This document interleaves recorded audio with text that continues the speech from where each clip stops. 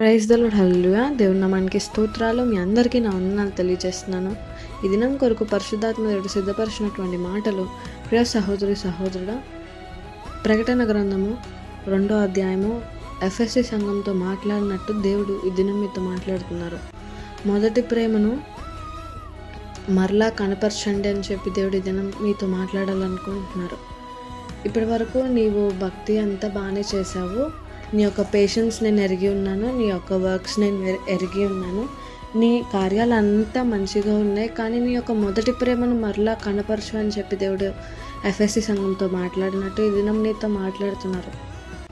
నీవు దేవుని నమ్ముకొని చాలా సంవత్సరాలు అయింది, లేకపోతే కొద్ది దినంలో అయినా మంత్స్ అయినా ఓకే, కానీ నీవు స్టార్టింగ్లో దేవుడిని నమ్ముకునేటువంటి దినముల్లో, నమ్ముకున్న తర్వాత దినముల్లో నువ్వు ఎట్టి విధమైనటువంటి ఆసక్తి ప్రేమను ఎట్లాగా చూపించావో అదే రీతిగా చివరి వరకు అట్టి రీతిగానే ఉండగలవా అని చెప్పి దేవుడి దినం మాట్లాడుతున్నారు. ఎందుకనంటే దేవుడు మారినటువంటి దేవుడు, ఆయన ప్రేమ మారినటువంటి ప్రేమ, ఆయన నమ్మకత్వం మారినటువంటిది నమ్మకత్వం. అదే రీతిగా నీవు కూడా ఫస్ట్ నుండి చివరి వరకు ఆయనకి నమ్మకంగా ఉంటావా? మారినటువంటి ప్రేమ ఆయనలాగా నీవు ఆయన పట్ల కనపరుస్తావా అని చెప్పి దేవుడు అడుగుతున్నారు. ఎందుకనంటే ఇక్కడ మత్తయి సువార్త 20:17 మనం చూసుకున్నట్లయితే మొదటి వారు చివరి వారు అవుతారని చెప్పి దేవుడు వాక్యం ద్వారా మాట్లాడుతున్నారు. అంటే ఎట్లాగంటే ఇప్పుడు సపోజ్ నీ బాప్తిసం తీసుకొని ఒక 20 years, ఒక 15 years అయింది, కానీ ఇప్పుడు నువ్వేంటంటే ఫస్ట్ చూపించినంత లవ్ ఇయర్స్ పాస్ అయ్యే కొద్దీ ఆ ప్రేమ తగ్గుతూ వస్తుంది, కానీ క్రియలు అంతా బాగానే ఉన్నాయి, తప్పుల్ని కరెక్ట్ చేసుకుంటున్నావు, దేవుడికి ఇష్టం లేనివి వదిలేసావు, పాపం నుండి వేరు చేయబడ్డం అంత బాగానే ఉంది. కానీ మొదటి చూపించినటువంటి ఆసక్తి, దేవుడి ఎడల కలిగినటువంటి ప్రేమ, నమ్మకత్వం, ప్రతిదీ ఫస్ట్ ఎంత ప్యూర్గా ఉందో ఇప్పటికీ అంతే ప్యూరిటీ నువ్వు దేవుడికి చూపించేటువంటి లవ్లో నువ్వు చూపిస్తున్నావా? ఒకసారి పరిశీలన చేసుకో. ఎందుకనంటే ఇప్పుడు అంత్యకాల దినముల్లో అనేక మంది ఈ దేవుడు తట్టు తిరగబడతారు, అంటే అనేక మంది దేవుడు వైపు ఆకర్షింపబడతారు, అనేక మంది మీద ఆత్మ కుమ్మరింపబడుతుంది. ఇప్పుడు మనము ఈ ఎండ్ టైమ్స్లో ఉన్నామని మనకు ఎలా తెలుసు? సైన్స్ దేవుడు తెలియజేసినట్టు మనం ఆ సైన్స్ని చూస్తున్నాము. ఎర్త్క్వేక్స్, భూకంపాలు, వార్స్, అవన్నీ సైన్స్ మనం చూస్తున్నాం కదా. ఇప్పుడు మనం మ్యాక్సిమం చూసుకున్నట్లయితే చాలామంది యవనస్తులు దేవుడి వైపు తిరగబడుతున్నారు, దేవుడికి అట్రాక్ట్ అవ్వబడుతున్నారు, దేవుడి వైపు ఎక్కువ ఆసక్తి ప్రేమ కలిగి ఉంటున్నారు. ఇప్పుడు తిరిగేటువంటి వాళ్ళు, ఇప్పుడు నీవు తీసుకుని ఒక 20 years or 10 years or 7 years or ఎంతో కొన్ని ఇయర్స్ అయింది, వాళ్ళకంటే నువ్వు దేవుని తెలుసుకొని నీకు ఎక్కువ ఎక్స్పీరియన్స్ ఉంది. కానీ ఇప్పుడు తీసుకునేటువంటి వాళ్ళు, ఇప్పుడు నమ్ముకునేటువంటి వారికి ఇప్పుడు వాళ్ళు ఆసక్తి ఎలా ఉందంటే, నువ్వు తీసుకున్న ఒక 10 ఏళ్ళ పైన అయింది, 10 ఏళ్ళ పైన అయినా కానీ ఇప్పుడు నీవు అంత డెడికేషన్ కనపరచట్లేదేమో. కానీ ఇప్పుడు ప్రజెంట్ ఇప్పుడు తీసుకుని ఒక 1 month అయిన వాళ్ళు ఏంటంటే, వాళ్ళు ఎట్లా ఉన్నారంటే, అంటే దేవుడికి డెడికేటెడ్గా 1 month అయినా కానీ ఆ డెడికేషన్ అనేది ఆ 1 month అంతా కనపరుస్తున్నారు. ఇప్పుడు మనం ఒక ఎగ్జాంపుల్ చూసుకున్నట్లయితే, ఎగ్జామ్ ఉంది, ఇప్పుడు 10th class ఎగ్జామ్ ఉంది, ఆర్ ఇంటర్ ఎగ్జామ్స్ ఉన్నాయి. ఇయర్ అంతా చదువుతాము, ఇయర్ అంతా చదివి రాసిన వాళ్ళకి హై ర్యాంక్లో పాస్ అవుతారు. అదే ఇప్పుడు లాస్ట్ 3 monthsలో చదివి వాళ్ళు కూడా సేమ్ ఇయర్ అంతా చదివిన వాళ్ళతో సమానంగా మార్క్స్ తెచ్చుకుంటారు. ఎట్లా అంటే ఫస్ట్ నుండి చదువుతారు కాబట్టి వాళ్ళకి అవన్నీ గుర్తుంటాయి, అవన్నీ జ్ఞాపకం ఉంటాయి, కాబట్టి ఎక్స్పీరియన్స్ ఉంటుంది, కాబట్టి వాళ్ళు చదివి రాసి పర్ఫెక్ట్గా చేయగలరు. కానీ ఈ లాస్ట్ 3 months ప్రిపేర్ అయిన వాళ్ళు ఏంటంటే, ఫోకస్ అనేది మొత్తం దాని మీద పెట్టి నేను ఎలాగైనా మార్క్స్ తెచ్చుకోవాలి అని చెప్పి కంప్లీట్ ఫోకస్, ఎటువంటి డిస్ట్రాక్షన్స్ లేకుండా వాళ్ళు అట్టి విధంగా ఫోకస్ చేసి వాళ్ళు సేమ్ ఇయర్ అంతా చదివి పాస్ అయినటువంటి వ్యక్తులతో సమానంగా వాళ్ళు మార్క్స్ తెచ్చుకోగలుగుతారు. ఇక్కడ డిఫరెన్స్ మనం చూసుకున్నట్లయితే డెడికేషన్ అనేది ఇంపార్టెంట్. అంటే ఇప్పుడు ప్యూరిటీ అనేది ఇంపార్టెంట్. ఎంత కరెక్ట్గా భక్తి చేస్తున్నావు, ఎంత కరెక్ట్గా నువ్వు చదువుతున్నావు, ఎంత ఫోకస్డ్గా నువ్వు ప్రిపేర్ అవుతున్నావు అని చెప్పి ఇక్కడ ఇంపార్టెన్స్ మనం అర్థం చేసుకుంటాము. ఇయర్ అంతా చదివిన వాళ్ళకి ఒకటే మార్క్స్, లాస్ట్ 3 months ప్రిపేర్ అయిన వాళ్ళకి ఒకటే మార్క్స్. ఇద్దరూ సమానంగా అంటే టైం స్పెండ్ చేశారా అంటే కాదు. కానీ ఒకళ్ళు ఇయర్ అంతా స్టార్టింగ్ నుండి ప్రిపేర్ అవుతూ ఉన్నారు, అక్కడ పరలోక రాజ్యానికి వెళ్ళారు.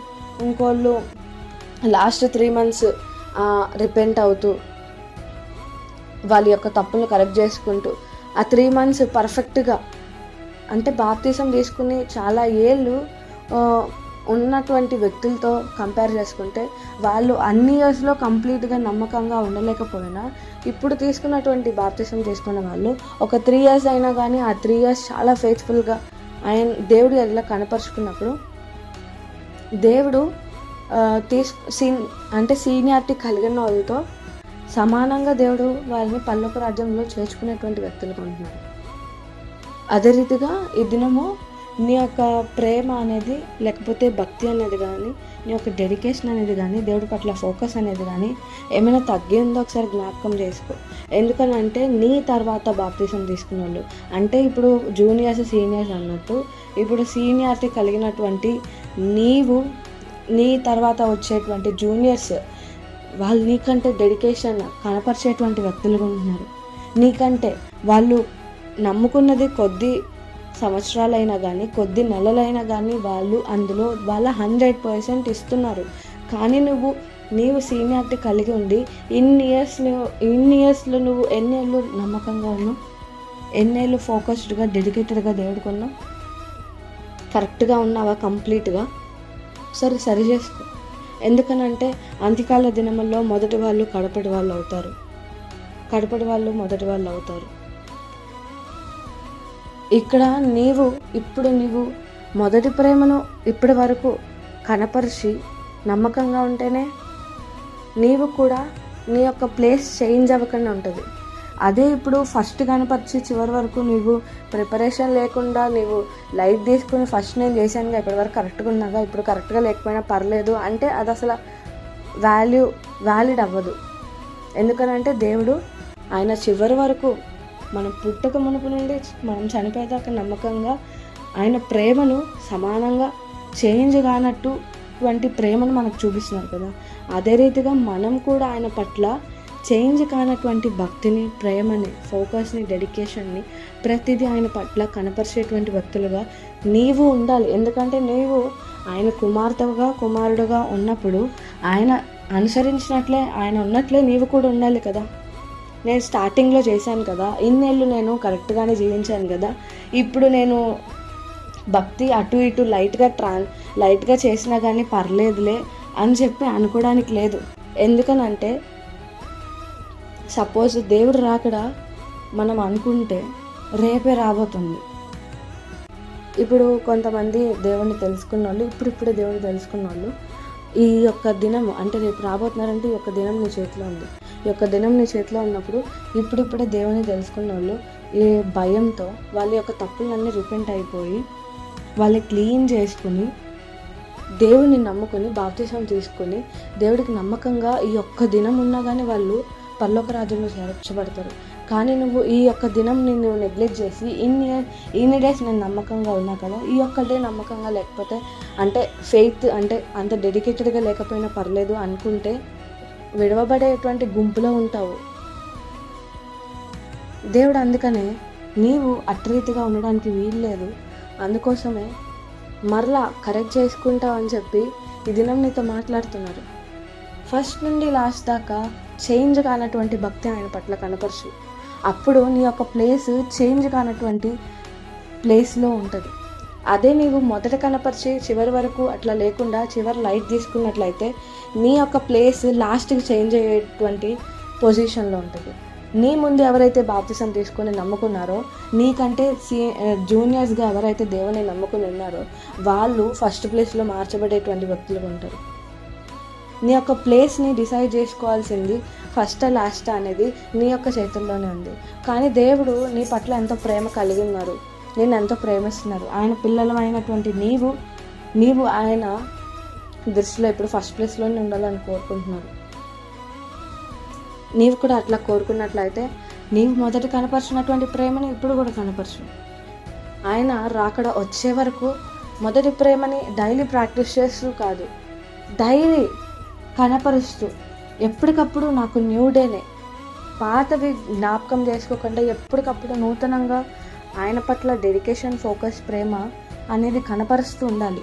ఇయర్స్ కొద్దీ ఆయన వైపు వెళ్ళే కొద్దీ ఆయన వైపు ప్రేమ పెరుగుతూ ఉండాలి కానీ తగ్గేటువంటి స్థితిలో ఉండకూడదు. ఫోకస్ పెరిగేటువంటి స్థితిలో ఉండాలి కానీ తగ్గేటువంటి స్థితిలో ఉండకూడదు అని చెప్పి దేవుడి దినం మాట్లాడుతున్నారు.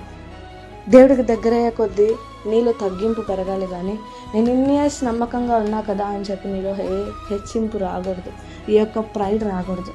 ఎందుకనంటే ఒక్క సెకండ్ చాలు సిచ్యువేషన్స్ తారుమారు అవ్వడానికి.